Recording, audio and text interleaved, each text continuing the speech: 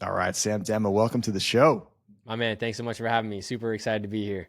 Very excited to have you on. Been following your journey for a while. Absolutely love your content and just your storytelling ability. I think you've got a rare ability to touch people with the art that is storytelling. And I kind of want to start there because I really do. I think you're a phenomenal storyteller. And I think a lot of people in the audience, business owners, entrepreneurs, they understand the importance of storytelling, but maybe they don't feel super confident in their ability to do it. So for someone that is maybe listening right now, would love to be a great storyteller, don't know where to start, don't feel confident in their abilities to do it, how can they become better storytellers? You tell more stories. Like as simple and dumb as that sounds, it's no different a skill than any other skill you try to build.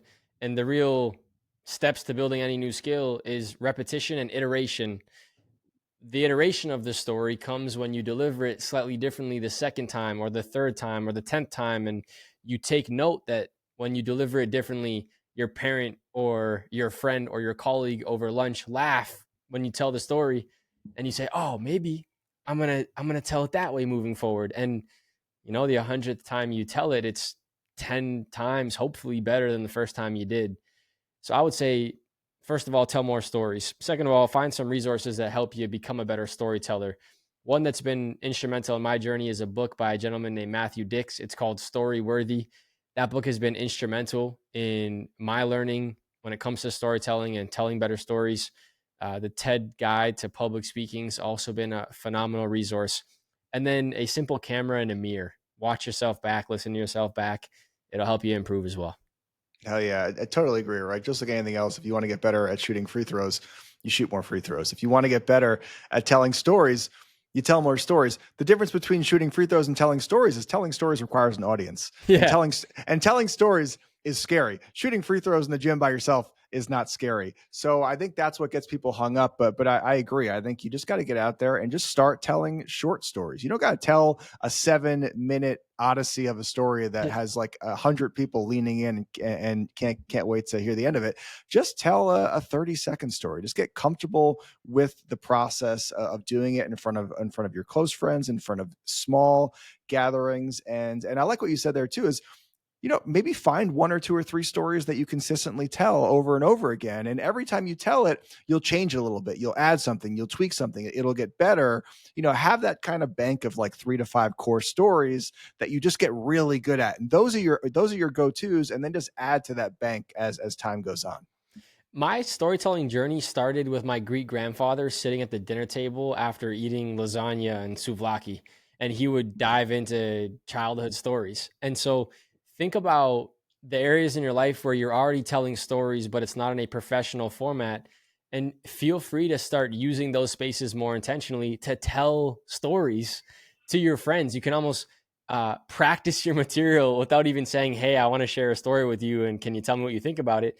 Just tell a story. And um, I think also being more aware of your day to day life and the experiences that are unfolding, because there are literally stories everywhere all the time. But if we don't have our antenna up, we miss them. So getting That's a better at good point. capturing them is a part of it as well. Yeah, that's a huge part of it, right? And probably a part that most people don't talk about is kind of go through life watching through the lens of a storyteller, where you're looking for interesting things that you can then turn into a story later on. Because if you're not looking for stories, then you're probably not going to find them. And the greatest stories usually aren't about the most epic moments in your life. They're usually about kind of the small and interesting things that happen to you. And I agree. You've got to have your antenna up. Maybe even create a note in your phone where you kind of jot down good ideas for stories. Um, Curious, when you're actually like in front of a group, or maybe you're just at dinner and you're telling a story, are you trying to go there in your own mind as vividly as you can, kind of capturing the story as you're telling it? Reliving the experience helps the person on the receiving end relive it with you as well. People will always say you want to make sure that you've dealt with the stories you're sharing before you choose to share them. And in some regard, maybe that's true if it's very traumatic or a very emotional experience. But with all other stories, I try my best to put myself back in the first person going through that experience while I'm sharing it.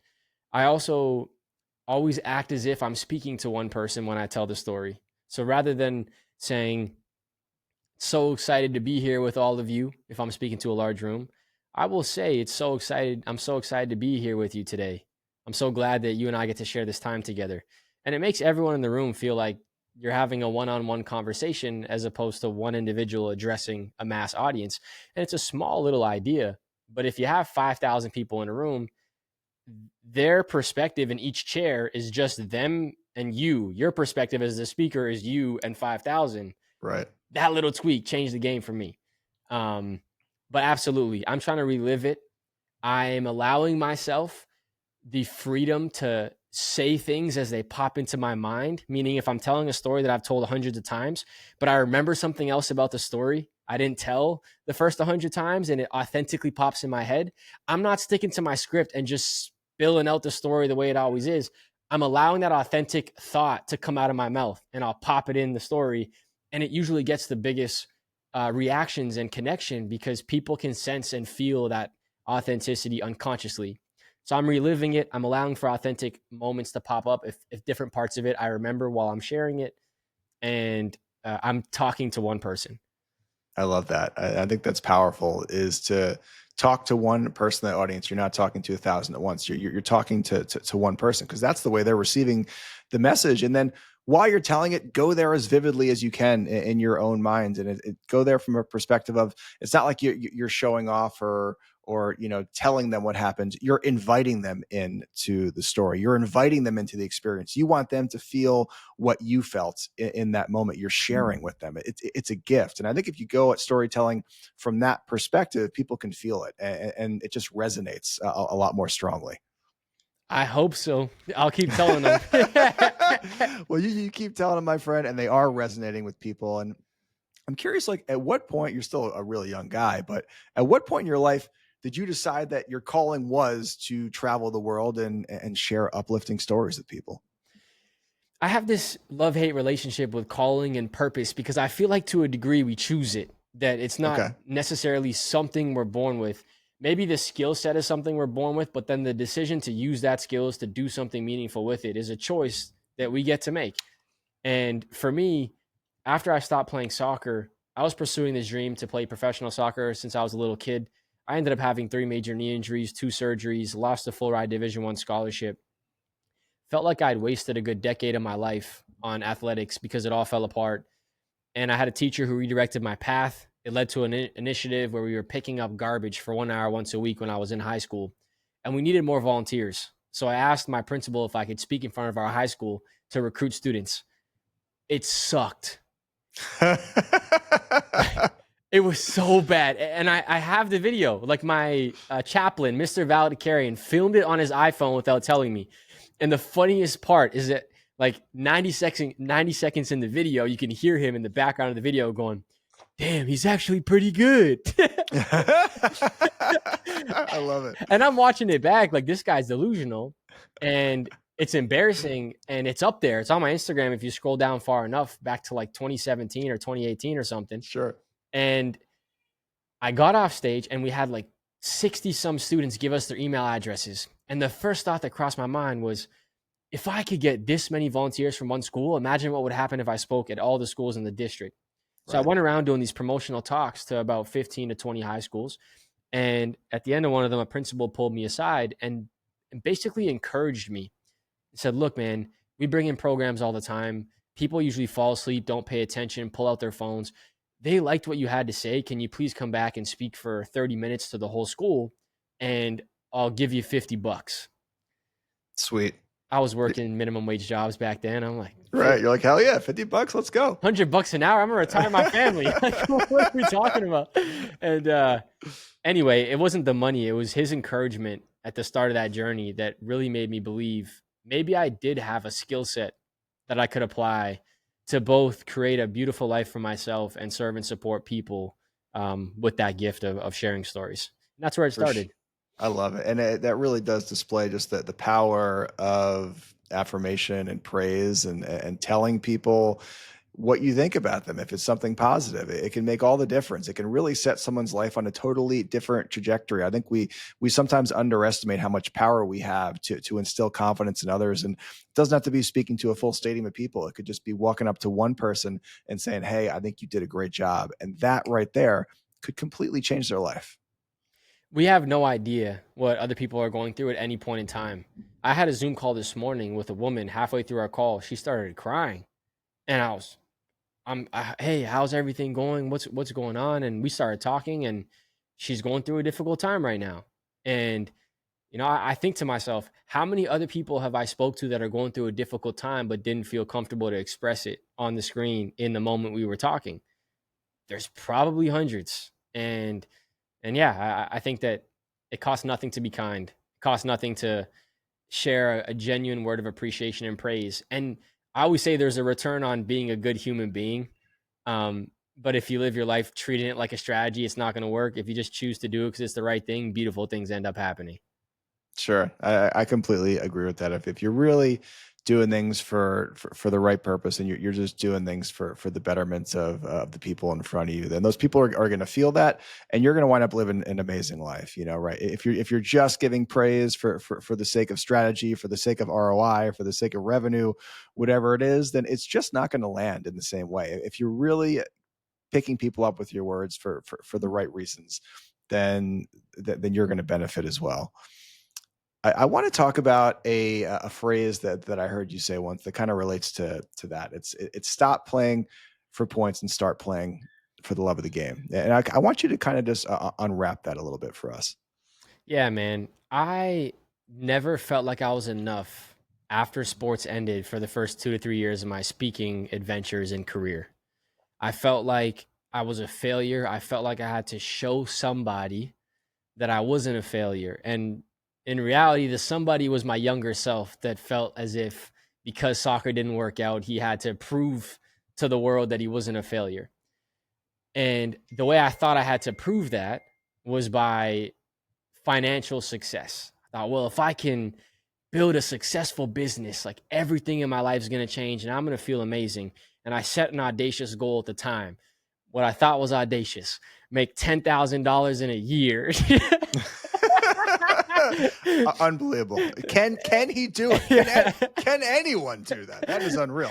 And I was just leaving high school. I was working part-time, doing that on my own. Wow, could we do that? And I hit the goal and didn't feel that different about my life. And I thought, well, maybe if I try to make 100,000, that's gonna be it. That'll change how I feel. Maybe 150. No, maybe it's 250. No, maybe it's 500,000. And I adjusted the number for a little while. And every time I reached the outcome that I was aiming at, I felt disappointed and I felt let down. And I didn't feel like anything inside of me changed. And I was going in this loop for a couple years, wondering like, what's the purpose of this whole thing? I still feel like the failure that I felt I was after sports ended. And then I had a conversation with a neighbor that I'll remember for the rest of my life. He bought 4 copies of my first book, Empty Your Backpack. And he was the first person who bought them. And I hand delivered them to him across the street. I called him and told him it would be free shipping. And you weren't lying. It was true. I dropped them. I said, even though Canada Post is on strike, you're still going to receive your packages. I promise. I delivered them to him and went on tour for 3 months, driving my grandma's minivan around the country, doing presentations, came back and he was waving me down, telling me to come across the street. And he's like, dude, the book was amazing. My kids absolutely loved it. I'm like, really? They're 3 and 4 years old. Did they even understand it? And he's like, yeah, I read it to them every single night before they went to sleep. And it helped them fall asleep. And I was like, please don't write that as an Amazon review.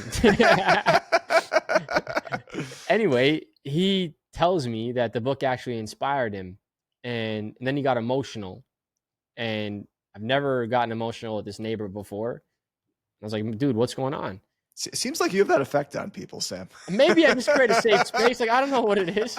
I think you do. He's like, I read your book and it inspired me to have a conversation with my dad.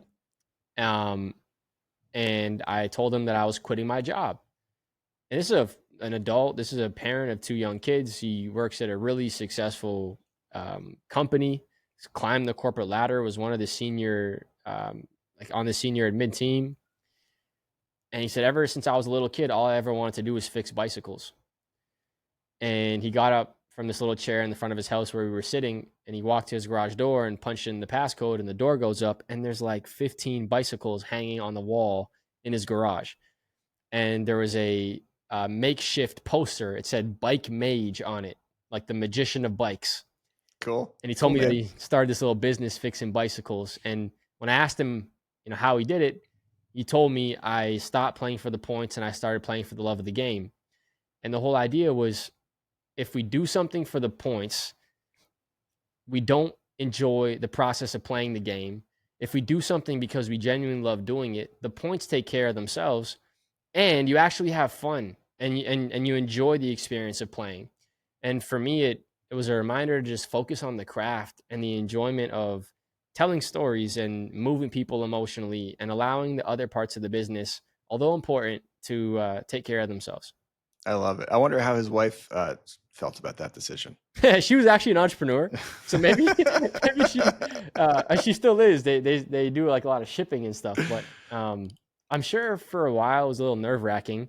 But now the guy is working on some of the most prominent like BMX bike racers in the world because he cares so much about his work. He calls his cousin who's into physics and helps him figure out the best aerodynamics for the bike. He goes above and beyond because he loves it, and I think that's one of the reasons why when you play for the love of the game, you end up doing a really good job, and separating yourself from everyone else who's focused on the points. Right. Yeah. No, I completely agree. And I think that if you are doing something and you're doing it for the love of the work, and you're really just engulfing yourself in the process and enjoying it as much as you can day by day, then the outcome will take care of itself, and you will have all of that external success. But the truth is, it's the internal success, the difference that you're making, that's going to keep you going day after day. And it's going to help you to defeat that resistance, that internal resistance that pops up every now and then. So I do want to talk a little bit about, emptying our backpack, right? I just think Yeah. that's a beautiful way of expressing it and talking about, releasing ourselves of our limiting beliefs. And I guess curious, like, how did you come up with that phrase, that empty our backpack? Like, where did that whole idea come from? I'm heavily inspired by rap music. There's an Okay. artist named Russ who Nice. is from Atlanta. He's Italian. I'm Italian. He's very animated when he speaks. I feel like I'm pretty animated. I feel connected to this person, and his career has been such an inspiration. A couple years ago, I decided I was going to write a spoken word album for high school students because I speak a lot in education, and it was Mhm. going to be called Dear High School Me, advice for high school students written by somebody not far removed from high school. And there was going to be a set of poems that went along with this project. And I had a conversation with a young person who told me their biggest goal in life was to have 50,000 followers on social media. I didn't understand why. And so I asked him, and he said, well, if I had 50,000 followers, people at school would stop bullying me. Right. It was on Instagram Live. And for any parents listening to this, Instagram is a social media platform your kids use. And totally joking. And this young guy just got super emotional and told me that he was allowing the words and opinions other people were placing on him to change the way he was showing up to school each day and the way he felt about himself. And after the call ended, I just couldn't stop thinking about how this young person who had so much potential was allowing other people's stories about him to change the way he chose to show up. And at the time, I was trying to write a poem about like positive thinking, having a growth mindset. And I thought, well, the opposite of having a growth mindset is carrying all these negative thoughts. And this young guy needed to let go of all these negative stories and thoughts. And then I thought about what students carry to make it more relevant to high school students. And they all carry backpacks. So I thought, I'm gonna use the backpack as a metaphor for the brain and talk about emptying it. And then it just let us snowball. Then I started thinking, well, if you have lots of negative thoughts, you probably have a really big backpack. So I went online and found the biggest one I could. That backpack is huge, dude. Where'd you get that backpack? That thing is massive. I searched for one for like 4 months, and Finally found one in a vintage shop in LA. It was $1,500. And I was like, there's no way I'm dropping 1,500 bucks on this bag. Then I called Jansport. Jansport wouldn't give me one. I was about to give up. My mom encouraged me to check Facebook Marketplace. And I was like, Mom, there's no way some lady is selling this. I can't find it anywhere. I kid you not. That day I checked, my mom recommended there was a new listing 8 hours ago in Markham, which is a 30-minute drive from my house for a Of the couple. giant backpack? The exact giant No. red bag. Boy, if that's not the universe telling you that you are on the correct path, I don't know what is. I went to grab the bag. I was in disbelief, and I asked the lady, why are you selling this? And she told me she worked at a backpack store in the mall. She was the smallest employee. The store closed down due to COVID. They're getting rid of all their stuff. She had it in her garage for a year and just decided it was the right time to get rid of it. Oh, that is wild. Talk about that's like alchemist stuff right there. Like that is the universe like sending signals to you. Like that's an omen right there. Like keep Yeah. doing what you're doing. It's happened so many times, and that's why I chuckle when, not that I want everyone to believe there's a higher power, but like there has to be something at play. I just, there's too many experiences I've had in my life, in my experience, where it just doesn't make any sense.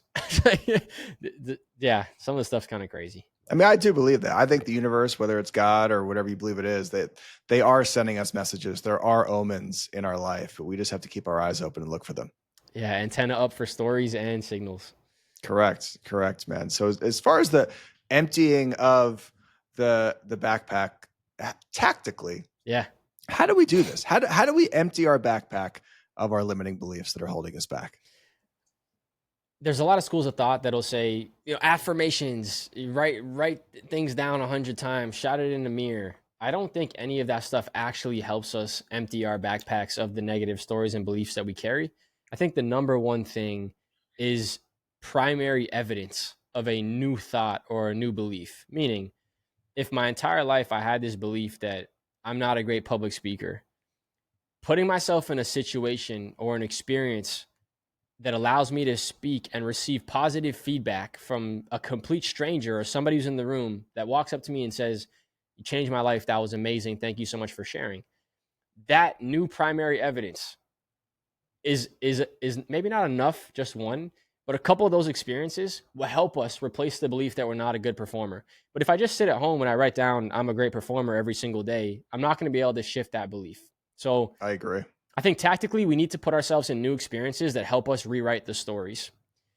I think secondly, if it's something that you can't carry anymore, meaning a really serious mental health challenge or a crisis, reach out for help. Like, we do not need to carry our backpacks alone. I have seen a therapist at many times in my life. I highly recommend other people do it. It'll help you change the way you see yourself and the world around you. Asking for help is another way I think we empty our backpacks tactically. And then I would say thirdly is repacking it and filling it with really positive stuff. So people always say you're the 5 people you spend the most time with. Well, you're also the books you read and the food you eat and the TV you watch and the music you listen to. It's everything we consume in all of our senses. And so start getting really specific and particular about what you place in your environment, because all those things start to shape our beliefs. I think those are 3 ways I think about emptying or repacking the backpack. Yeah, I love all three of those, and they're all very like tactical and usable. Especially number one, right? Is we have to build that resume of evidence for any quality that we want to become. Maybe it's courage. Maybe we think we're not courageous. We think we're a bit of a coward. Then we need to start putting ourselves in places where we can build that courage muscle and build up that resume of instances where, like, hey, I spoke up in that meeting even though I was scared. I spoke up at that dinner. I gave a toast at that dinner even though I was terrified to do it. And the more things we can add to that resume, exactly, the more that we just kind of take on the identity of a courageous person, of whatever quality we're trying to build within ourselves. I couldn't agree more. I think that's the blueprint. That is the blueprint. And I agree. And again, asking for help, right? Like I've also been to therapy in my life. There's certainly nothing weak about it. I think there's a lot of strength in knowing that you need some help and actually talking to somebody about it. 100%. And the other part of that scenario that I think is really important is it gives you the opportunity to then tell your friends and your family when they're struggling, hey, there's no stigma around reaching out for support. Like I did it helped me a lot. And you can speak from your own personal experience when somebody else is struggling and maybe you don't feel qualified to serve and support their needs. So I'm kind of curious, Sam. I know you're on the road a lot, right? I think I saw on your Instagram you've done over like 700 speaking gigs in your career. Correct. Yeah. So how many days a year are you on the road? As many days as I'm called to be right now. I don't have a significant other or relationship or responsibilities that tie me down to Toronto, Canada. So I do travel a lot. I would say we do about 100 to 120 events a year. If each of those is including 2 days, the day before that I travel there and the day I speak and travel back, it's going to be somewhere between 200 to 240 days. So about 2/3 of the year, I'll be traveling all over the place. What are the challenges that come along with that? Like eating healthy, exercise, staying close with your friends and family back home, like things like that. I had a conversation with a gentleman named Garrett while flying to a speech 2 weeks ago, and he works in the medical field. And he was sitting beside me on the airplane, and he was telling me about all these successful people in his company that make millions of dollars and are divorced, don't have successful families, and that every decision we make has a trade off. And he's like, you can't have those things if you're willing to trade off certain things or these things. And it's not a one size fits all, but I am very comfortable and I've made a decision that I'm going to trade off certain things right now for the life I want to create. One of them is quality time with people I love. I mean, FaceTime is great, but nothing beats hugging your mom, dad, or best friend and sharing dinner face to face at your favorite local restaurant. So I would say a couple of the things I struggle with on the road that I've chosen to a degree is being lonely. It's tough. It's tough. There's times where you don't want to do the work as much as you thought you wanted to when you're 4 months into the speaking tour and you want to see your mom or your best friend. Eating healthy is a struggle. Now, there are decisions we can make with all of these things to improve them, and that's what I choose to focus on. Every time I'm in a car, I make phone calls. So drive from the airport 3 hours, I might call 4 people, including my grandma. Um, Food situation, Chipotle double chicken on brown rice. That's my go-to when I'm on the road with some Love it. fresh vegetables. Get your protein Love it. in. At least it's some quality food. Um, I drink twice as much water when I'm on the road. I try to get to sleep by like 8:30 to make sure I'm getting more than enough rest because I usually am more tired when I'm on the road traveling.